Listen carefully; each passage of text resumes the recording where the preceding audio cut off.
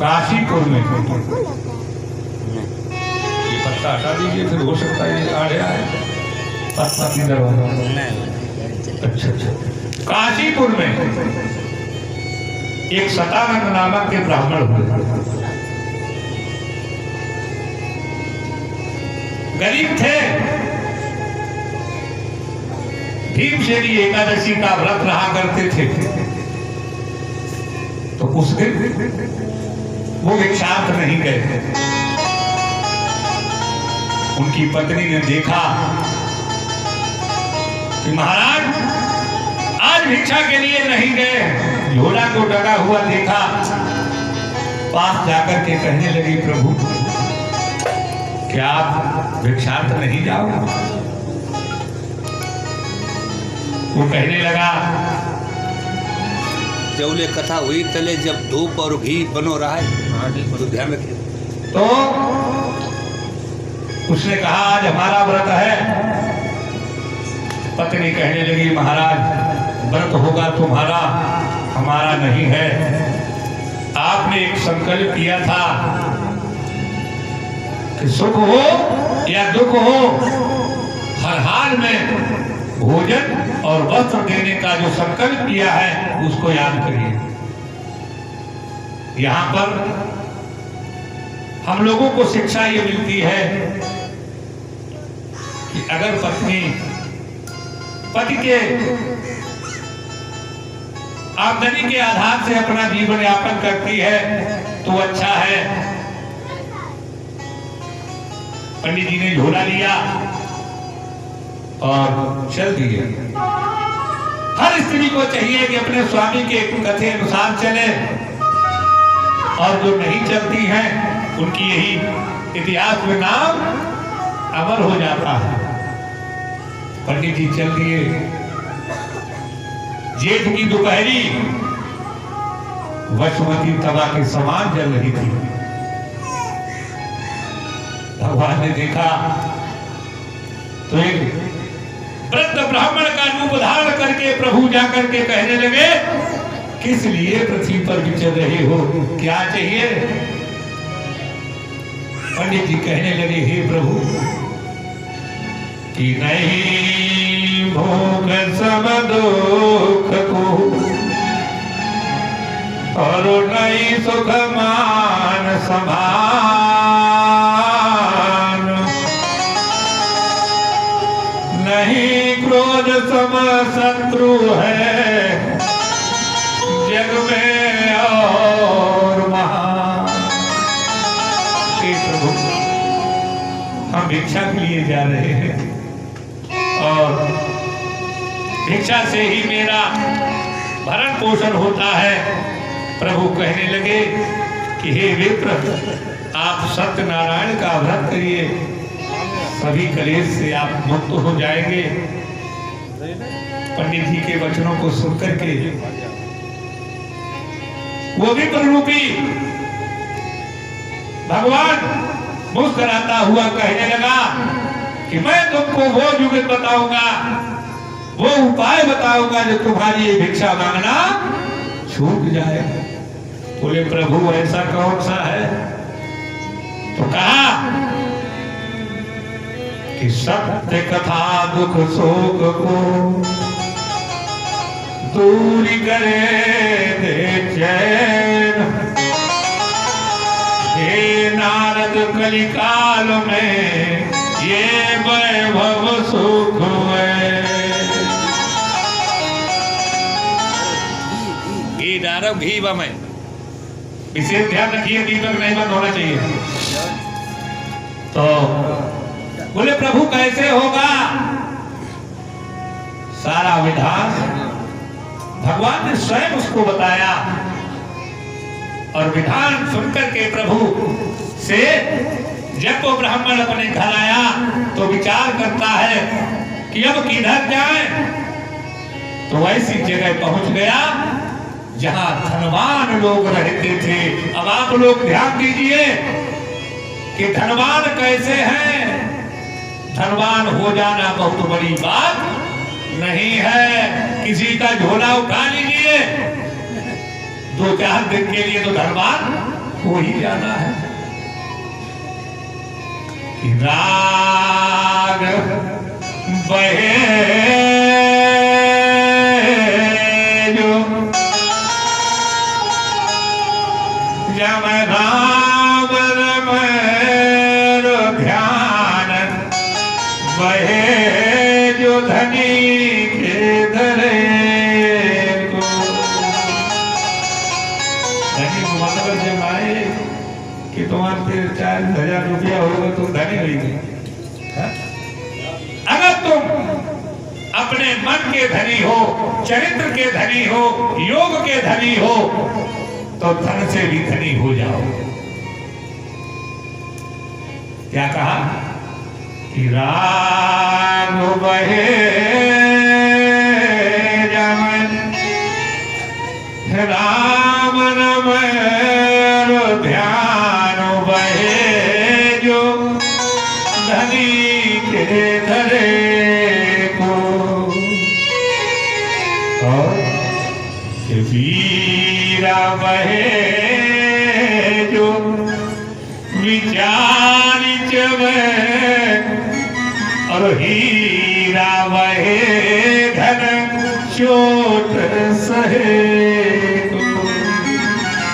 यहाँ पर आप लोग तर्क भी कर सकते हैं कि वीरा में विचारने की क्या बात है, लेकिन वीरा वहे जो विचार जब जिंदगी में कभी अगर तुमने हमको एक पैसे की चीज नहीं दी और किसी दिन रास्ते में कहते यार पास घालो वाला, तो हमको विचार करना होगा कि क्या चाहता है ये मनुष्य। और हीरा वहे धन चोट सहे को। हीरा का मतलब वो है कि चाहे जितना भी कष्ट हो जाए जीवन में, लेकिन कभी भी उल्टे पथ पर न चले। आपत्ति, संकटों का, संघर्षों का खंड लगातार बजता रहे, लेकिन फिर भी वो हीरा चोट सहता रहे और धर्म के पथ पर चलता रहे। इसका अर्थ ये है कि हीरा बहे धन चोट सहे को। सैकड़ों लोगों के मुंह से सुना होगा कि वो आदमी कैसे बता तो यार बहुत हीरा है। हीरा है वो नहीं, हीरा है। और कि नारी बहे पिया संगज रे और पूत बहे जो पिता के कहे को। स्त्री कौन है? पति के साथ मर जाना बहुत बड़ी बात नहीं है, पैदल फांसी लगाई लेते नहीं कि नारी बहे पिया। अगर पति ने ये कह दिया कि हमने ये ऐसा काम कर दिया, तो भले ही गरीबी की अग्नि में जले, भले ही तृष्णा की अग्नि में जले, भले ही तन्हाई की अग्नि में जले, लेकिन अपने पति की बात पर गौर करे। वो है ये नहीं है कि फांसी लगाई लो तो फांसी हुई। नारी बहे पिया संगज रे। जैसे दुआरे में बात करिए आया भैया कि हमने 70,000 रुपये दिए, तो भीतर तो निकली बाबू ने देता रो, बाबू ने देता रो। पिया संगज रे और पूत बहे जो पिता के कहे को। माता से पुत्र पूछता है कि हे माँ क्या आज्ञा दिया है पिताजी ने? तो माँ कहती है बेटा तुमको ये करने को कहा है तो पुत्र वही कर रहा है, इसलिए ये कहा कि पूत बहे जो। और कि वही से तो मित्र अनेक फिरे।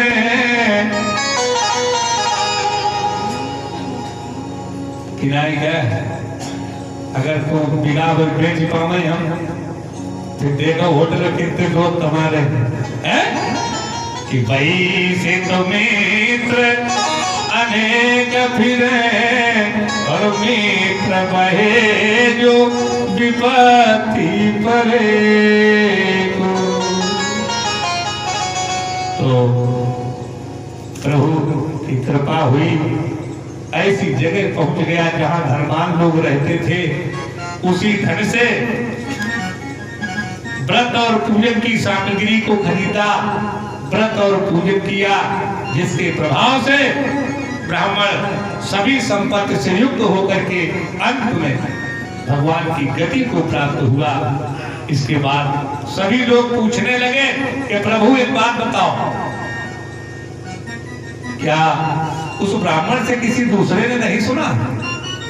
बोले सुना भी है और किया है। वो किसने सुना? बोले एक बार वही ब्राह्मण अपने धन के अनुसार व्रत और पूजन कर रहा था। उसी समय एक लकड़हारा निकल रहा था। लकड़हारा कभी मित्र था पंडित जी का, और मित्रता होना स्वाभाविक है कि वो भिखारी थे, वो लकड़हारे थे। तो निकला, विचार करने लगा कि जहां पर ये महल है, यहाँ हमारे मित्र की कभी झोपड़ी हुआ करती थी, ना जाने मेरा मित्र किस हाल में होगा। लकड़ी के बोझ को बाहर रख दिया, घर के अंदर प्रवेश किया तो देखता है कि वही भिखारी ब्राह्मण जो एक दिन भिक्षा मांगते थे, आज इतने बड़े भवन के स्वामी बने बैठे हैं। भीड़ भाड़ के साथ में नारायण का पूजन हो रहा है। तो कहता है हे प्रभु, तेरी बहुत लंबी भुजा है कि चींटी के पाए में बांधी गई और जाए समुद्र के पार लगा, जाए तो दावत रंग करे और राजा को द्वारे घुमा। यही सोच करके पास जाकर के कहने लगा कि ये किसका पूजन कर रहे हो? तो बोले ये श्री सत्यनारायण का व्रत है। बोले हमको भी बताओ। अरे तुम तो मेरे मित्र हो और मित्र का धर्म है मित्र के क्लेश को दूर करना, लेकिन सभी लोग याद रखना आजकल के मित्र क्लेश बढ़ाओ कहे घटाओ है। कैसे कि धनवान किसी का युवक पुत्र भोला भाला पा जाते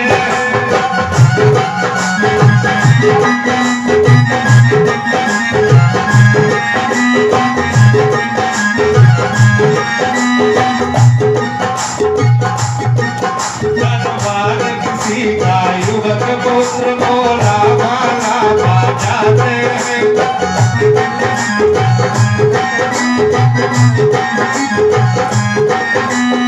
अपनों मित्र बनाने को जन उसको मित्र बनाते हैं।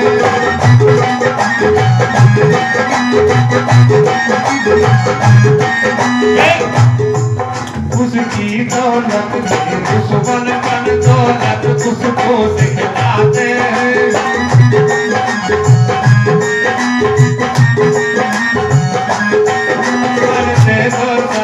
सहकारी पर सत्यानाश कराते हैं।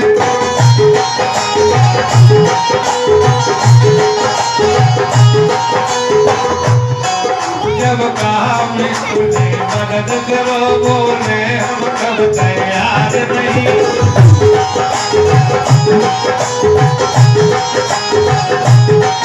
जब समय पड़ा कुछ करने को तो सिर दर्दी स्वीकार नहीं।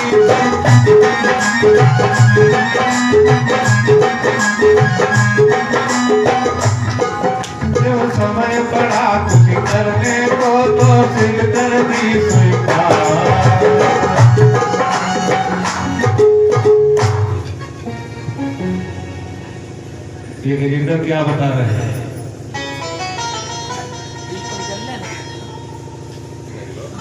यही मेन दीपक होता है बेटा, बाकी तो अगरबत्तियां लगती है चारों तरफ तो लग रहे हैं। लो और लगाओ।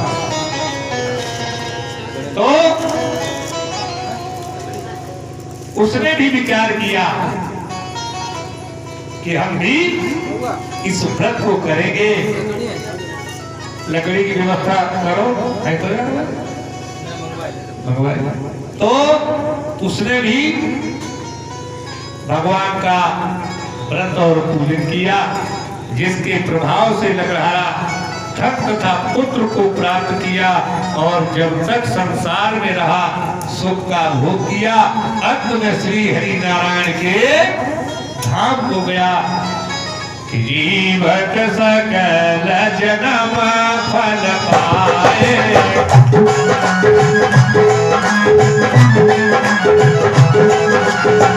जीवत सकल जन्म फल पाए।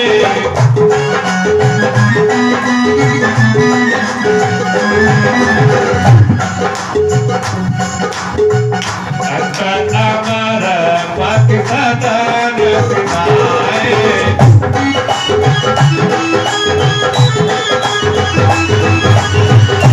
अमर पति सदन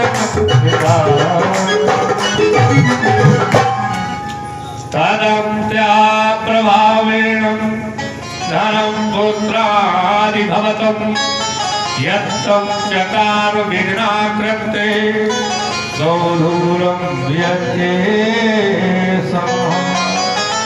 इति श्री स्कंद पुराणे देवाखंडे श्री सत्यनारायण कथाया दूसरो अध्याय समाप्त। गुरु सत्यदेव भगवान की।